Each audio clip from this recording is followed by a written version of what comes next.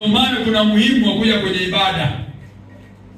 Mtu ambaye hasogei ibadani, haleluya, amen, ni ngumu kuishi katika maisha ya kumwabudu Mungu katika roho na nini, kwa sababu muda mwingi dunia amechangamana nayo, muda mwingi yupo na ulimwengu, muda mwingi yupo na watu wa mwilini, muda mwingi yupo kwenye hadithi za wanadamu, muda mwingi yupo kwenye mambo ya kidunia, muda mwingi hawezi kutafakari Mungu, muda mwingi hawezi, kwa sababu ibada inakukumbusha.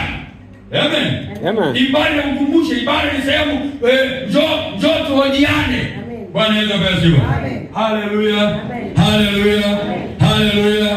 Haleluya. Amen. Lakini Mungu, kwa nini pia tumwabudu? Kwa sababu moja katika kuabudu ya waabuduo, Mungu anapendezwa na sifa. Amen.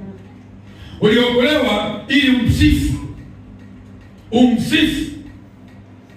Bwana Yesu asifiwe. Amen. Hata kama hauji katika ibada yake, kwamba wewe unamsifu Mungu wako wapi? Je, ukiwa kazini, tukifuatilia ni kweli, nyinyi mnaokuwa na bizi kwenye biashara, bizi kwenye kazi, kweli huko mnamsifu Mungu? Mnamshangilia, mnamwabudu Mungu katika roho na kweli huko? Hapana. Bwana Yesu asifiwe.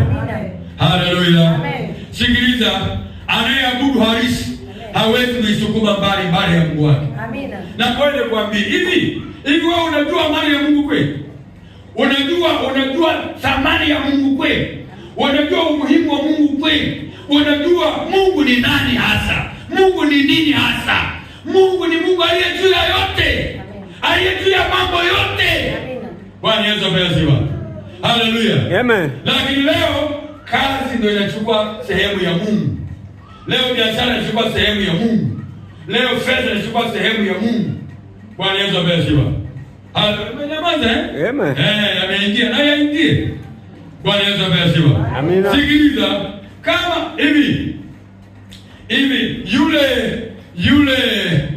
yule mtu yule wa Ethiopia yule aliyetoka Towashi aliyetoka Ethiopia kwenda kuabudu Israeli Yerusalemu.